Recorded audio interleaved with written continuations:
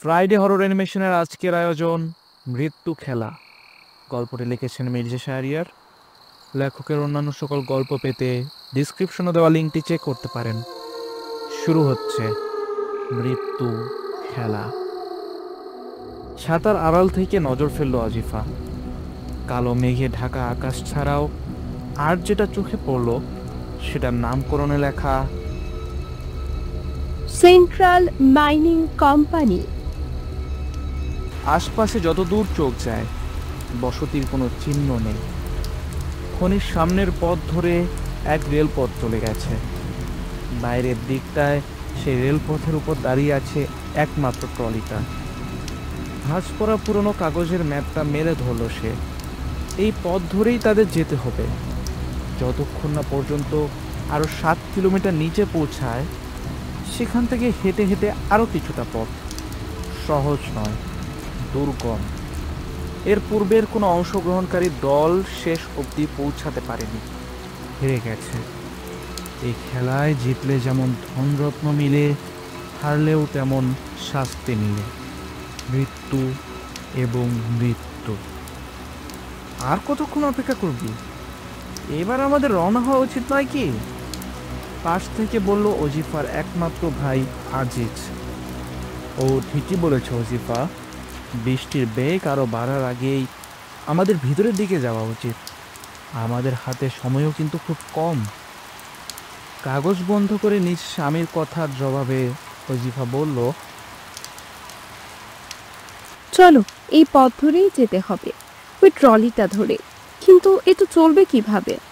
দেখে তো বহু পুরনো মনে হচ্ছে, তাই না? চলো গিয়ে দেখি। ফারহান এগোতে লাগলো ছাতা হাতে। পিছু পিছু এলো বাকি দুজন। চলার পথ কর্দমাক্ত হয়ে উঠেছে। ভারী বড় বুট জুতো পরে না আসলে বোধহয় জুতো ছেড়েই হাঁটতে হতো তাদের। বৃষ্টিটাও যেন চোখ রাঙানি দিচ্ছে। দিনের আকাশ যেন বিকেলের মতো নিমনেমে আলোয় ছেয়ে গেছে। বোধহয় আরও বৃষ্টি আসছে। ট্রলিটার কাছে আসতেই সবাই ট্রলি বরাবর যে রেলপথ চলে গেছে তার দিকে তাকালো। ভিতরে আলো জ্বলছে না, না জ্বলাটাও স্বাভাবিক। এই খনি পরিত্যক্ত হয়েছে বহু আগে। এককালে এই খনি থেকে স্বর্ণ উত্তোলন করা হতো। এখনো সে প্রাকৃতিক স্বর্ণ আছে গোপন এক অংশে। সে অংশে পৌঁছাতে পারলে যত স্বর্ণ তারা নিয়ে ফিরতে পারবে সবটুকুই তাদের। এ লোভ কিভাবে সামলাতে পারত অজিফা? তিনজনই উঠে বসলো ট্রলিতে। মাঝে অজিফা, দুপাশে তার ভাই ও স্বামী। ট্রলিটা চলবে কি করে তা নিয়ে চিন্তায় পতিত হওয়ার আগেই জং ধরা চাকাগুলো নড়তে লাগলো। এগিয়ে গেল সেই ট্রলি খনির সুড়ঙ্গের অভ্যন্তরে। কিছুদিন আগেই এই গোপন প্রতিযোগিতার খবর পেয়েছিল অজিফা। জীবনে যত যা দেখেছে তার মধ্যে সবচেয়ে কষ্টের ছিল দারিদ্রতা। শিক্ষিত হলেও উপযোগী কোনো কাজের ব্যবস্থা করতে পারেনি কেউই। সে অবস্থা থেকে হঠাৎ উত্তরণের পথ হয়ে এলো একদিন এক চিঠিপত্র। নামমাত্র মূল্যে প্রতিযোগিতায় অংশগ্রহণ, জিততে পারলেই যত খুশি সোনা বাড়িতে নিয়ে যেতে পারবে তারা। কষ্টের জগতে দিনানিপাত করা ওজিফার কাছে এর চেয়ে বেশি সুখের বোধ হয় আর কিছুই হতে পারত না। তাই সে তার 3 সদস্যের দল নিয়ে চলে এসেছে। তার ভাই আজিজ, সে নিজে ও তার স্বামী ফারহান। ফারহান ও আজিজের মধ্যে অন্য একটা সম্পর্কও আছে। তাদের বন্ধুত্ব বেশ পুরনো, যার ফলস্বরূপ ফারহানের সাথে তার বিবাহ। ভাবনার জগতে ছেদ পড়ল। ট্রলিটা হঠাৎ কেঁপে উঠায়। সম্মোহন ফিরে পেয়ে সেও বাকি দুজনের মতো সামনে তাকালো। আশ্চর্য হলো, খনির ভিতরে আলোর ব্যবস্থা এ কোথা থেকে এলো? চলতি পথে মাথার উপর একে একে কাচের বক্সে জ্বলছে আলো। দ্রুত সেসবকে পিছনে ফেলে তাদের ট্রলি ছুটে চলেছে সামনে। হঠাৎ যেন চমকে উঠল তারা। এক আহত ক্ষত বিক্ষত লোক রেল লাইনের পাশে ধীর স্থির হয়ে দাঁড়িয়ে আছে। গতিতে সেই লোককে পেরিয়ে গেল তাদের ট্রলি। এক চকিতে তিনজনই পিছনে ফিরে তাকালো। লোকটাকে দেখতে চাওয়া তারা যেন ভিন্ন কিছু দেখে ভয় পেল। তাদের ট্রলির পিছনের দিকটায় তারা যতটুকু পথ অতিক্রম করে এসেছে সবটুকু ঘন কালো অন্ধকারে ঢাকা। কিন্তু সামনে সামনে তো আলোক উজ্জ্বল পরিবেশ, পিছনে তাহলে এমন অন্ধকার কেন? তার মানে কি তারা যেই লাইটের বক্স পেরোচ্ছে সেটা সাথে সাথে বন্ধ হয়ে যাচ্ছে? এসব কিছু নিয়ন্ত্রণ করছে কে? পুরনো এ খনি তো বহু আগেই পরিত্যক্ত। সবাই সামনে ফিরল। রেলপথ আঁকাবাঁকা হয়ে সুড়ঙ্গের মধ্য দিয়ে বয়ে চলেছে। সেই রেলপথ ধরে এগিয়ে চলেছে তাদের সেই ট্রলিটাও। জং ধরা কর্কশ চাকাগুলো খুব বিচ্ছিরি এক শব্দ তুলে সামনে এগিয়ে চলেছে। কারো দৌড়ানোর শব্দ। অজিফার কানে বোধহয় এমন কিছু এলো। সে নাড়িয়ে দিল তার ভাই এবং স্বামীকে। শুনতে পাচ্ছ কিছু? কেউ বোধহয় দৌড়ে আসছে, বলল ফারহান। কিন্তু এই সুড়ঙ্গে তো আমরা তিনজন ছাড়া আর কেউ নেই। ভয়ার্ত কণ্ঠ আজিজের। হঠাৎ কি মনে করে যেন অজিফা পিছনে ফিরে তাকালো। মুহূর্তে এসে চিৎকার দিয়ে উঠল।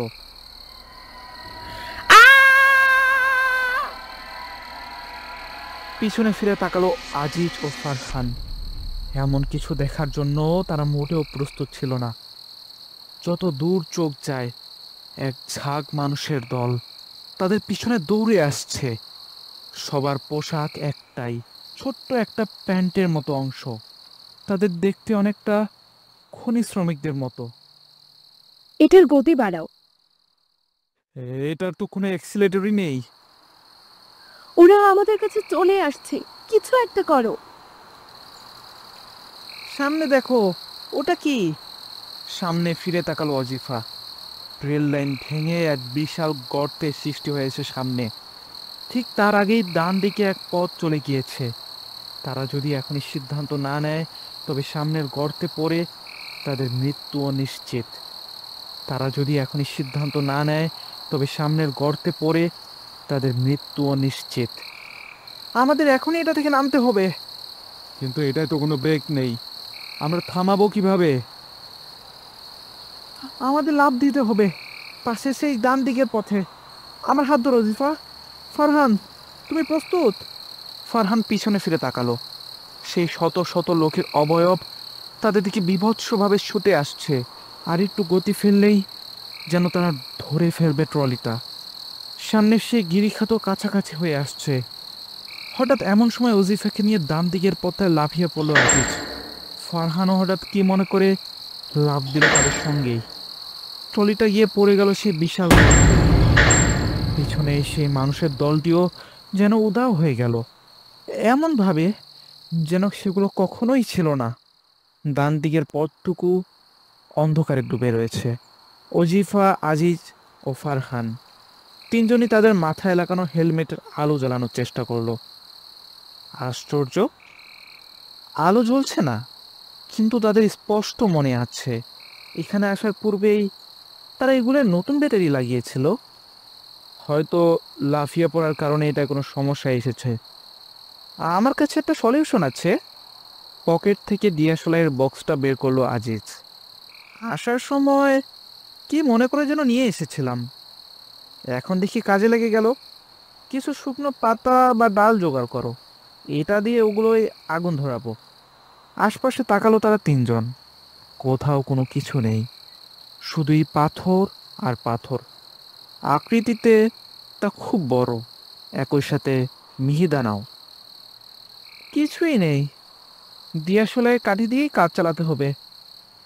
আজিজ দিয়াশলাইয়ের কাঠি জ্বালালো। একে একে তারা এগিয়ে গেল সেই সুড়ঙ্গে। পথের কোথাও উপর থেকে পানি পড়ছে টুপ টুপ শব্দে।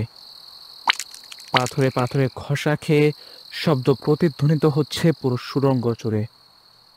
হয়তো সেখানে আগে খনি শ্রমিকেরা বিশ্রাম নিত। সেটা এক পরিত্যক্ত বিশ্রামাগার। বলছি না হবে, তবে হতেও তো পারে।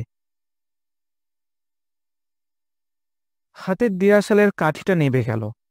ম্যাচ বক্স থেকে আরেকটা কাঠি জ্বালিয়ে নিল আজিজ। আজিজ সামনে ফিরে তাকালো।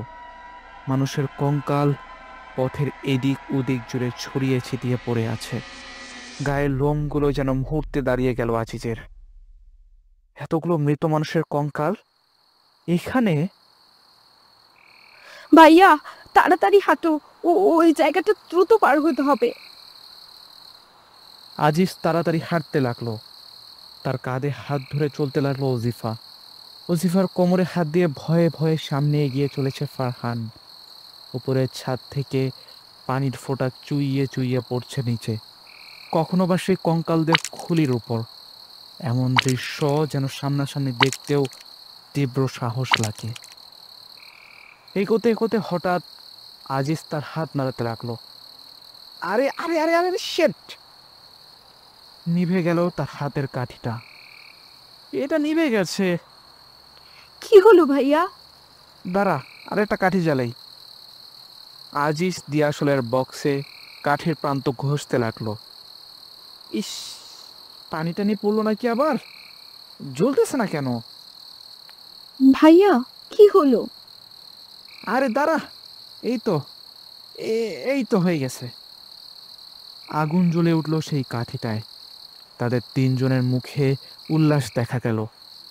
সাথে সাথে দেখা গেল চতুর্থ মুক্তি, যেটা তাদের সবার শেষে দাঁড়ানো এক নরকঙ্কাল। এগিয়ে যেতে লাগলো তারা। ক্রমেই যেন কানে আসতে লাগলো হাতুড়ি চালানোর আওয়াজ। যতই তারা এগোচ্ছে, আওয়াজটা যেন আরো তীব্র থেকে তীব্রতর হচ্ছে। এখানে এখনো খননের কাজ চলছে? আমার তো মনে হচ্ছে না। এত পুরনো খনিতে লোক আসবে কোথা থেকে? হঠাৎ উপর থেকে পড়তে থাকা পানি এসে পড়লো জ্বলন্ত কাঠির উপর। একই সাথে পড়লো ডিয়াশলের বক্সটার উপর। নিভে গেল আলো। ঘন কালো অন্ধকারে ডুবে গেল চারপাশ। পানি পড়ছে। ডিয়াশলাইটা বোধ হয় নষ্ট হয়ে গেছে। কি? তাহলে আমরা পথ চলবো কি করে? ভাইয়া, তাড়াতাড়ি করো, ভয় করছে। আর না, অনেক হয়েছে। বেশি লোভ কখনোই ভালো না। লোভ করতে গিয়েছিলে, এখন এখানে এসে আমাদের ফাঁসতে হলো। তোমরা থাকো, আমি আর সামনে এগোতে পারবো না। আমি গেলাম। গেলাম মানে? কই যাও তুমি? অন্ধকারে কিভাবে যাবা? থামো! ফারহান, একলা যেও না, থামো! ফারহানের কণ্ঠ শোনা গেল না আর। হাতুড়ি চালানোর শব্দের ভিড়ে ফারহানের পদধ্বনি যেন হারিয়ে গেল। ভাইয়া, ও কোথায় চলে গেল? কিছু একটা করো ভাইয়া। আমাদের কোনো পুরস্কার চাই না, আমাদের এখান থেকে বের হতে হবে, যে করেই হোক। আমি দেখছি, তুই আমার সাথে সাথে আয়। ফারহান, ফারহান শুনতে পাচ্ছ? ফারহান শুনতে পাচ্ছ আমার কথা? দাঁড়াও। কোন লোভে পড়ে যে আসছিলাম, কি পাইলাম? এই অন্ধকার গুহা। এই জন্যই বড়রা বলে, লোভ করো না, লোভ করো না। এমনিতে কি লোকজন ঠকে? গুরুজনদের কথা শুনলে তো আর ঠকতো না। হাঁটতে হাঁটতে হঠাৎ কিছু ডালপালার মতো শক্ত অবয়বের সাথে ধাক্কা লাগলো ফারহানের। কি এটা? কি? গুহাতেও এখন গাছপালা চলে আসছে? এইটাও এখন বিশ্বাস করতে হবে? হাত দিয়ে সে ডালপালা ভাবার জিনিসটির উপরের অংশ ছুঁয়ে দেখার চেষ্টা করলো সে। হঠাৎ ফাঁকা দুটো কোটরে তার আঙ্গুল দুটো ঢুকে গেল। কোটরের ভিতর পচপচ করছে পচা গলা কিছু একটা। মুহূর্তে আঙ্গুল টেনে বের করে নিল ফারহান। শরীর যেন শিউরে উঠল। এ তো এক কঙ্কালের চোখের গর্ত। হঠাৎ এক তীব্র আর্তনাদ খেলে গেল পুরো সুড়ঙ্গ জুড়ে। থেমে গেল ওজিফা ও আজিজ। ভাইয়া, এটা ফারহানের গলা না? ওর ওর কিছু হয়েছে? এটা ফারহানি। আজিজ কিছু বলতেই যাবে, অমনি সুড়ঙ্গটা কাঁপতে শুরু করলো, যেন ধসে যেতে শুরু করেছে এই খনি। হাজার হাজার লোকের চিৎকার ভেসে এলো কানে। আজিজ ওজিফা কিছু বুঝে ওঠার আগেই এক ঝাঁক পাথর ভেঙে পড়লো তাদের উপর। ভেঙে পড়লো। পুরো খনিটাই। শুধু নতুন করে তাতে চাপা পড়লো আরো দুটো প্রাণ। হারিয়ে গেল তারা ভিন্ন জগতে।